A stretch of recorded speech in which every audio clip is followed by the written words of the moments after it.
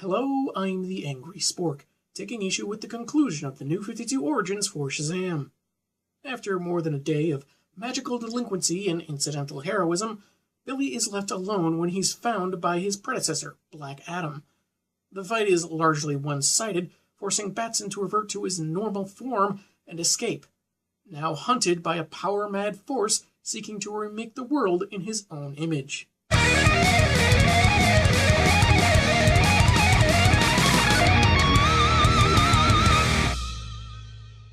Chapter 10 begins at the porch of the Vasquez home, where Mr. Breyer, along with his sons and accompanying police, showing the destruction of his car and insisting Billy is responsible, despite how impossible that may seem.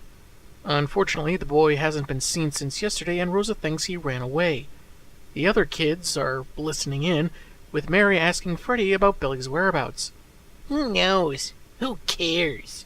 Feels like those should come with question marks, but maybe that was an intentional choice. You know, Freddy was gone almost as long as Billy has been, so did no one else at the house notice, or is it just typical for Freeman to disappear for long extended periods of time? I think it's really more that they're not handling the passage of time very well in this story. Breyer threatens to have Billy tried as an adult, though given his powers I'm not sure how effective that would be. And also see that his life is ruined. When Victor lashes out, Breyer tries to claim assault and threatens the cops that he'll call their chief on them if they don't arrest Vasquez and search the house for Billy.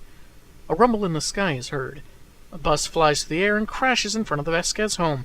Obviously the act of Black Adam, seen here on a splash page tossing a semi-truck aside. Hey, it's almost Christmas. There's no need for this kind of destruction. It's not Black Friday, for crying out loud. Also, it looks like some of the lightning leaving his chest didn't get the blurry touch-up like the rest. Not a big deal, just something I noticed.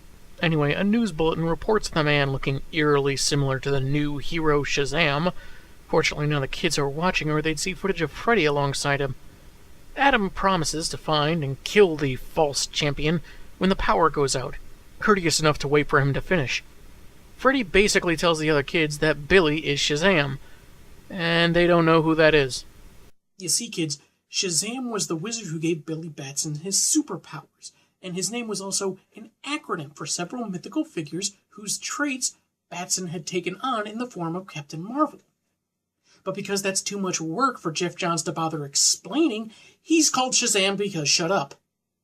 On the next page, Freddy's caught everyone else up to speed as they all go out looking for their new foster brother. And yes, even the youngest and timid Darla. No, they didn't tell their foster parents where they were going because they might worry. They'll be fine when they find all their kids suddenly missing. Excellent logic there, Mary. Naturally, being the smart one, Eugene says that the existence of magic is ridiculous. But then again, he says ATM machine like Billy did previously, which again is redundant as ATM means automatic teller machine. You bring shame to your stereotype, Eugene. Shame! Billy is at the zoo, confiding in Tawny the tiger, which is exactly where Fred leads the rest of the kids. He's angry, but as long as he keeps from turning back into Shazam, the guy in black can't find him. Mary says there are people in danger that need a hero, but Billy says he's only a kid. Darla says that, contrary to what they heard him say to Tony, he's not a stupid kid. He leads them to the subway he took, planning to go to the Rock of Eternity and find some way to transfer his powers to someone else. Meanwhile, Savannah and Sloth have gathered the rest of the Sins, ready to follow Black Adam's lead. Under different circumstances, I might fault the story for glazing over how quickly the other Sins were found, but to be honest, I think it's best not to drag this story out any further. Chapter 11. There's a bankruptcy joke in there, but I haven't got the time to find it. The kids board an empty subway car when the lights go out, and Billy trying in vain to get to the castle. Francesca appears, as she can do with any reflective surface, this time on Eugene's iPad, saying he can reach the Rock of Eternity at any time, so long as he is both underground and enchanted. But if he does that, Billy can be tracked by Black Adam, currently fighting the police and having his Sinions, looking for the new champion. Since they are the last ones to possess the living lightning, they are connected as family now. Just as Mary seems to have heard the word family, the tunnel begins to collapse, so the kids start leaving while Billy keeps talking to Francesca, specifically about how he wasn't the right person to have this power. If I recall, and I usually do. That line is stupid. You usually recall? Everyone recalls things. That's how we remember passwords and so forth. Maybe they meant to say recall correctly, but given some of the writing in the story, who can tell? She reminds Billy that he convinced the wizard there was some good in him, the potential to be the mightiest mortal. And while that means he can die, it's the mistakes and tragedies we overcome by doing good in life that makes us immortal. Honestly, that's a sentiment I can get behind. I have no problem with it. It's nicely said and fitting for the situation. However, it still feels hollow when it's part of a very big mistake of many years that encouraged and applauded many other mistakes. Oh, but they dropped the 52 banner, so everything fixed! While the other kids are busy running from the collapsing tunnel, Billy is still transfixed on the iPad, told that the connections to the living lightning cannot be severed, which is why Adam still wields it, and why only Billy can stop him. As for who Adam is, Francesca says she'll show him. Just swipe over a couple of times and click on the Black Adam Origins app. It'll either look like a black lightning bolt or a golden lightning bolt with lines scribbled all over it. Billy is shown Kahndaq in ancient times, after the wizard had escaped its brutality. It had been invaded by a man called Ebak, whose army, which also I guess invented evil, enslaved thousands to work for them, among them a boy who was treated mercilessly. One day the boy's uncle arrives to save him, though with bad news that his other family is dead. He's injured in a fight with a guard, but the boy, Aman, refuses to leave them as they slowly escape. Suddenly, Aman finds himself before the full council of eternity, and it hits Billy that Adam is a kid like him. Though Mary and Francesca try to stop him, Batson is sure he only needs to talk to Adam. He doesn't have to run far to find him, and introduces himself properly, explaining that he understands why he's doing what he's doing. He's afraid of being hurt and being taken advantage of, so he lashes out, hiding his fear with anger. Except he's got it all wrong, as Adam grabs his face and picks him up off the ground. Huh. Looks like friendship isn't magic after all. Sorry, ponies. Guess that's why it's their final season. Chapter 12 sees Adam chiding the wizard's choice of a foolish child, when, probably because of that whole living lightning connection, Billy gets more of the story Francesca tried showing him, this time narrated by Adam. Aman is before the council, each member of whom gets to have their champion, and the kid is offered the chance to be the wizard's title holder, but only accepting if they save his uncle. Since his power may flow through family, they need both speak his name. So for whatever reason, the wizard gets two chimps. Uncle and nephew agree and return to Kahndaq, with the former healed and ready to destroy Ebak and his men to free their land. Aman, however, doesn't want to kill anyone, but instead begin a new era of mercy, sharing hope, not pain. However, the uncle wants revenge for the unspeakable things done to Shiruta. I assume that's his late wife. Aman hugs his dear Uncle Adam, declaring they can save the souls of Ebak and his men, and as they both say the word of power, Adam Man of Steel's Aman just as the lightning strikes. Oh, look at that. Adam did to his nephew what DC did to any sense of quality or decency in their entire universe. Screw you! Seriously, any cleverness or novelty they had in this misdirect of Adam's identity was chucked for child murder that could have been avoided. What happened to that whole scanning for goodness shtick the wizard was doing for so long? Aman was kind, compassionate, even forgiving, the exact kind of qualities the wizard was going for. So, you're telling me that they couldn't just heal Adam without giving him these powers? At least in the original version, Teth Adam was at first worthy, but became corrupted by his power. Here, he's instantly okay with killing the last of his family for revenge because that's what the story wants. Gah! Anyway, The other kids emerge from the subway to find Billy in Adam's clutches, about to kill him and usurp his power to free the world. Fortunately, normally reserved Pedro has an idea, thanks to an event involving his grandpa and a moose. Hit the bad guy with a garbage truck. Billy is sent flying, landing in a convenient snowbank, and transforms. Shazam! Bob! What? Only to find his enemy has subdued Freddy and the others. I have defeated 5 non-powered children. No one can stop me! Which brings us to the conclusion, Justice League number 21, where Adam has Shazam in a headlock, while they sneer at each other. Sheesh, and you thought their costumes were identical.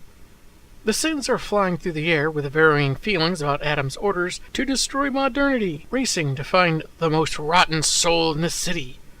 On the ground, it seems the magic is overwhelming Savannah, and Adam taunts Billy about his faint connection to the children.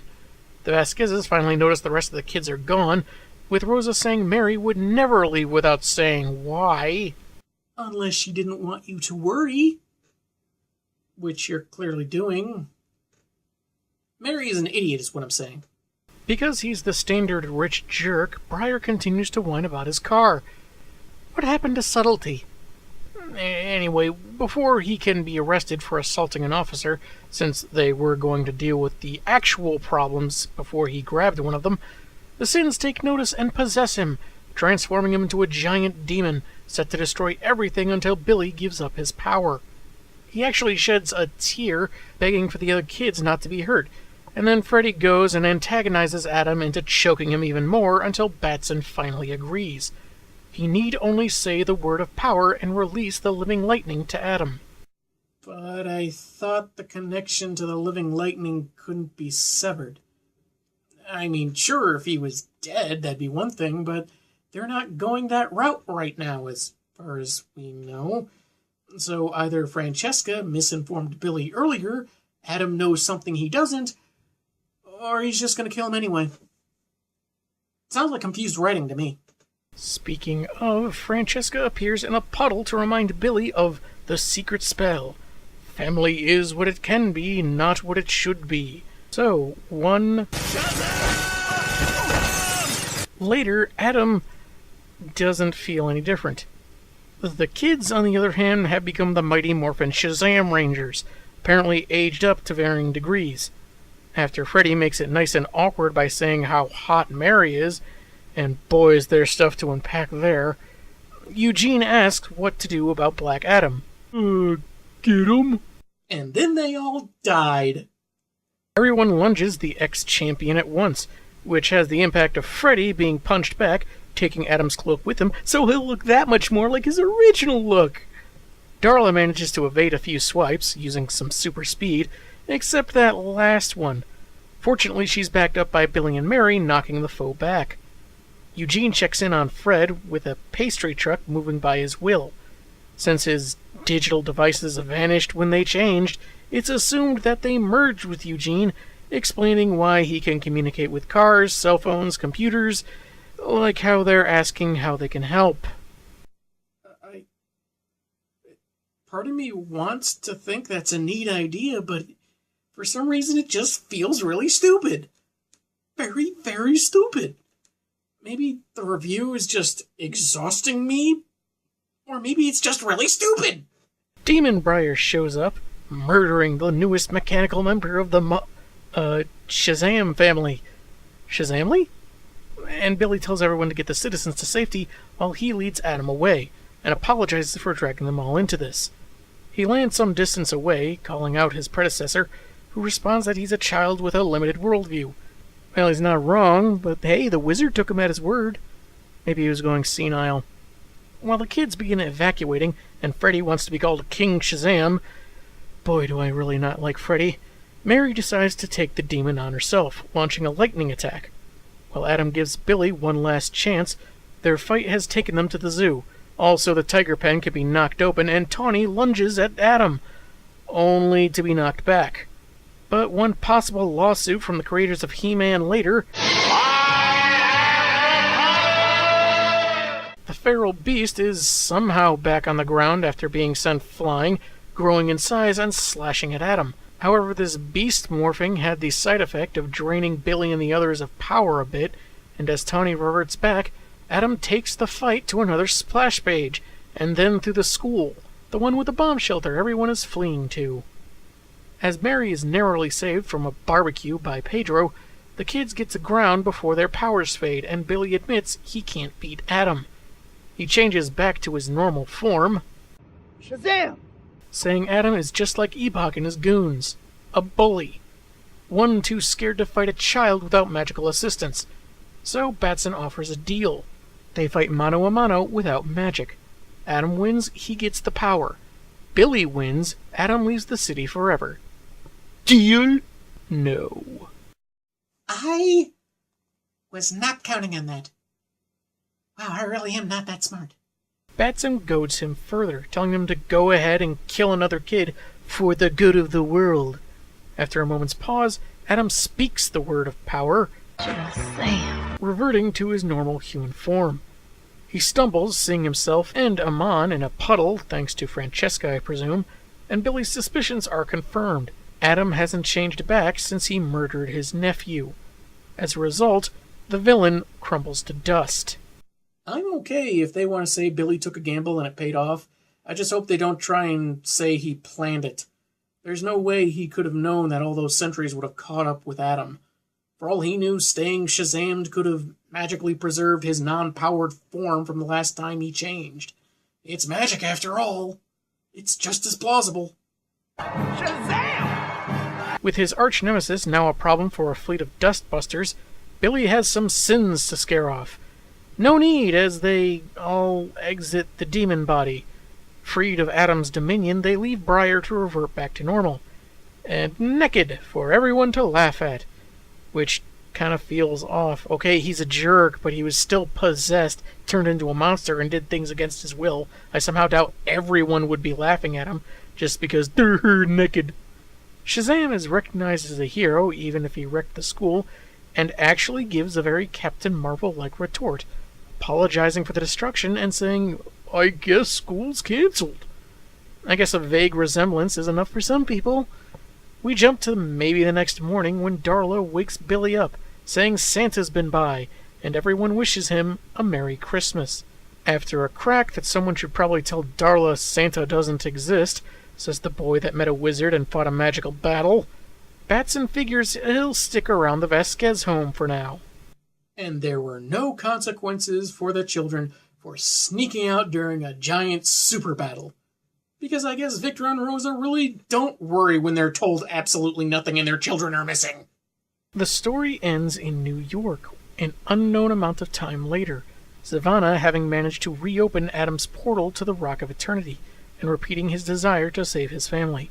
He can't go inside, but a voice from within talks to him, having watched the Doctor for a while as magic eats away his body. In a jar, inside a glass case, on a pedestal next to the mirror where we first saw Francesca, the voice says they only have a moment to speak.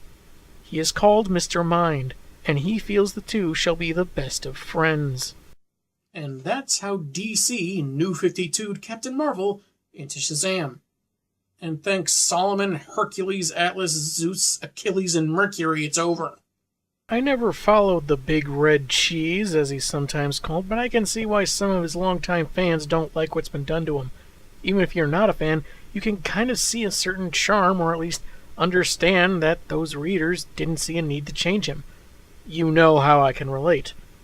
It could be argued that some changes, like calling him Shazam instead, was done for the benefit of people who didn't read comics or don't actually know the character that well. Don't take my word for it. Jeff Johns claimed people thought this was his name anyway, so that's what he went with. Which makes total sense. If someone is wrong about something, it's standard procedure to just change that something to fit the mistake. Like, if someone were to say 2 + 6 = ostrich, all the math books in the land would have to be changed to reflect that. What other option was there? Politely tell them that they're wrong? I get what they were going for. Really, I do. A more grounded and so-called relatable take on an orphan that's been bounced from one home to another. To make him what they think is more real, or what some readers will think is more real, They make him angrier, more spiteful and standoffish. He lost his parents somehow and gets mistreated by authority figures. Yet Briar is made cartoonishly antagonistic, throwing his money around. I mean, what choice did DC have but to reboot Billy this way? There's no way a lead kid character could be kind and compassionate, understanding, willing to forgive transgressions, and be upbeat. There's no way that would work in a popular work of fiction, especially if it had an action element involved. That said, there are elements of the origin that aren't bad per se. If it was used for an original character, maybe given some extra polish and tweaking of the details, it might have worked better. But as some hip, new, edgy version of Billy Batson, I think it tried too hard to say, this is what we think the kids think is cool. There wasn't a problem with Billy being a more innocent kid, well-intentioned and yes, maybe even a little bit corny. In fact, this origin suffers from the same problems as Zack Snyder's take on Superman. Whereas they normally fight against the world's bleak cynicism, now they both succumb to it. Heck, Black Adam and Shazam have basically the same costume now, which feels like the much-mentioned habit to blur the lines between heroes and villains, making the former more brutal and brutish, and the latter more noble. It feels like it's too difficult for some people to write characters that are just good, so they avoid it at all costs, even if it means twisting long-established heroes. As long as the kid punches a couple of privileged bullies, it's okay if the kid wants to send an SUV careening uncontrollably through the streets.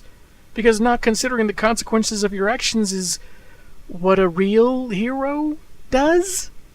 Sure, Billy learned a couple of lessons, but he's popped up later as part of the Justice League and didn't seem to have changed much, so I guess being a pompous twit kind of stuck. Is that the relatable market DC's desperate to tap into? There was stuff that didn't bother me and I was just fine with. Billy's foster parents having several other children around, okay. Most of them had actual personalities, even if they didn't get too in-depth with them. And it's not like a bunch of like-powered family members is anything new to this character. Way back in the day of Whiz Comics, stop laughing, there was Uncle Marvel, Tall Marvel, Fat Marvel, Hillbilly Marvel, even Hoppy the Rabbit got anthropomorphic.